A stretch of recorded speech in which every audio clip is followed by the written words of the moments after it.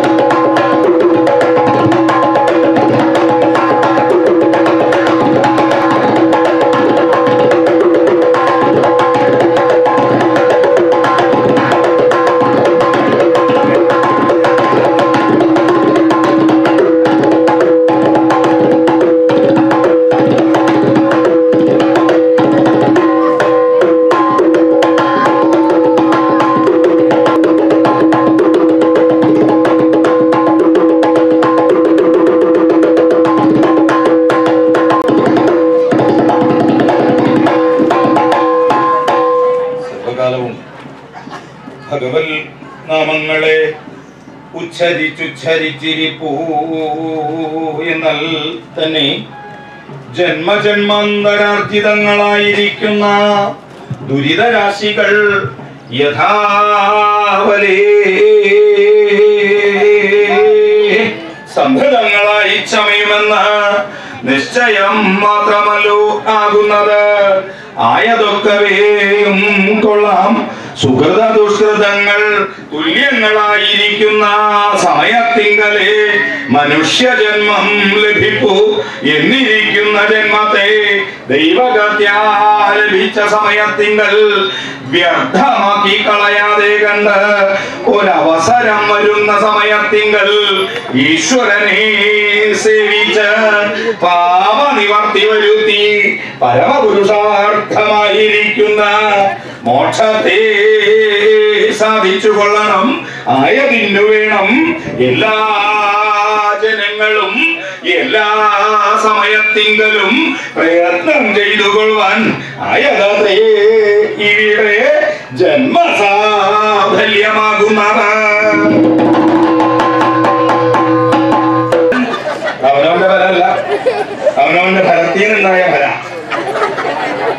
ഫലാഫലം, ഫലത്തിൽ നിന്നുണ്ടായ ഫലത്തെ അവനവൻ ആഹാരമായി സ്വീകരിച്ച് എവിടേക്കൊന്നില്ലാണ്ട് പുറപ്പെടും.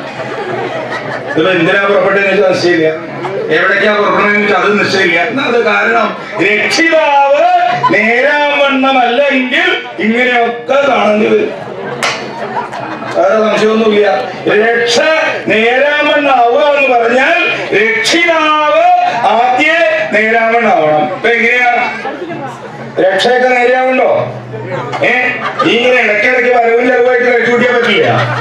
ഒരു തടസ്സാണ്. ആണോ? കഷ്ട. അവനവന്റെ കാര്യം നോക്കണ ആളാ രക്ഷിതാവ്? ഇല്ല. രക്ഷിതാവ് എന്ന് പറഞ്ഞാൽ അവനവന്റെ കാര്യം നോക്കണല്ല. രക്ഷിതാവ് എന്ന് പറഞ്ഞാൽ തന്നെ എപ്രകാരം രക്ഷിക്കണമെന്നാണോ മനസ്സിൽ ധരിക്കണത് അപ്രകാരം സർവ്വതിനെയും രക്ഷിക്കാൻ പ്രാപ്തിയുള്ള ആളെയാണ് രക്ഷിതാവ് എന്ന് പറയാ. അല്ലേ? ഒരു രക്ഷയില്ലാത്ത കൂട്ടത്തിലാണ് നിൽക്കണം. ഇവിടെ വരൂ, ഇവിടെ വരൂ, വരൂ. അങ്ങോട്ടും ഇങ്ങോട്ടും നോക്കൊന്നും വേണ്ട, നിന്നെ തന്നെയാണ് ഇങ്ങോട്ട് വരൂ. നല്ല രക്ഷയാ. നേരാവണ്ണായിട്ടില്ല. നേരാവണ്ണായിട്ടുണ്ട്. തിരക്കില്ല. ഒന്ന് രണ്ട് പറഞ്ഞാലേ കേൾക്കാണ്ടുള്ളൂ. മൂന്നാമതായാൽ കേൾക്കും. ഇവിടെ എടുത്ത് കൂടാ. ഇതൊക്കെ രക്ഷിതാവ് നേരാവണ്ണം അല്ലാത്തതുകൊണ്ടാണ് സിംഹാസനം പാകത്തിലില്ലാത്തത്. രക്ഷ നേരെയാവണമെങ്കിൽ ചെലുത്താൻ നേരെയാവണം. അല്ലേ? ഇതെവിടേക്കാ പോണേ? ആരുടെ അത് ഉടമസ്ഥല്ലാത്തതാണോ? അങ്ങനെ പലതും ഉണ്ടോ? ഈ കാലം കൊണ്ട് ഉടമസ്ഥല്ലാണ്ട് ഒരു അങ്ങോട്ട് കഴിച്ചോട്ടും പിന്നെ ഇങ്ങോട്ട് കഴിച്ചോട്ടും കുറച്ച് അങ്ങോട്ട് പുറപ്പെടും കുറച്ച് ഇങ്ങോട്ട് പുറപ്പെടും. അങ്ങനെയില്ല. ഇവിടെ അനവധി നിരവധി നിരവധി നിരവധി നാമധേയങ്ങളൊക്കെ കേട്ടിട്ടുണ്ടെങ്കിലും ഈ ചന്ദ്രചൂടൻ ഇങ്ങനെ ഒരു പേര് ഇതേവരെ കേൾക്കാനായിട്ടില്ല. അവരുടെ എല്ലാം മാറ്റിത്തം തീരാത്തത്. കേൾക്കേണ്ടതിനെ കേൾക്കേണ്ട പോലെ കേൾക്കാത്തതിന്റെ കുഴപ്പമാണ് രക്ഷ നേരാവണ്ണാവാത്തതിന് കാരണം. ഇപ്പൊ തോണ്ട പറഞ്ഞാലേ കൂടെ കിടക്കണതിന് ജീവനുണ്ടോ നോക്കാൻ നേരമില്ല. ഇടയ്ക്ക് ഉണരുമ്പോ ഉണരും ഇതിന് ജീവനുണ്ടോ നോക്കി ഇതിന് സമാധാനമില്ല.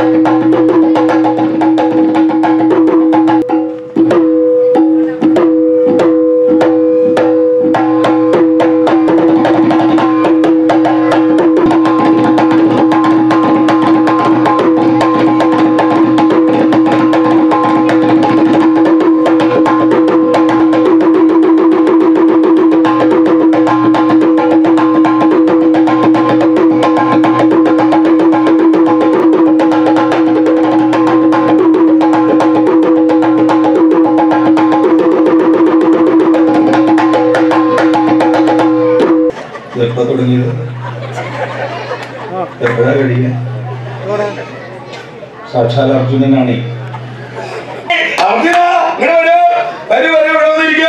എന്താ വേണ്ടതിന്റെ മനസ്സിൽ എന്താഗ്രഹം ചോദിച്ചോളൂ. പാർവതി എവിടേക്കാത് ആരുടെ ഈ കൊണ്ടുപോണി? പാർവതിയാണ് ആകെ അരോഗ്യമായിട്ട് അങ്ങോട്ടും കൊണ്ടും കഴിച്ചില്ല. ഇത് എവിടെ ഇരിക്കാൻ നേരമില്ലാത്തത് കൊണ്ടാണ് ഈ നടപ്പ് ഇങ്ങനെ നടക്കുന്നത്. പക്ഷെ ഈ നടക്കണേടത്തോളം കാലം സ്വസ്ഥത ഉണ്ടാവില്ല. വന്നിരിക്കുമ്പോൾ ഇപ്പൊ അവരനെക്കൊണ്ട് നോക്കുന്നു.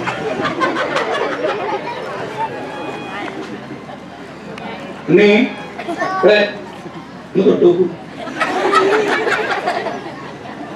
ശൂന്യായോ നോക്കൂ.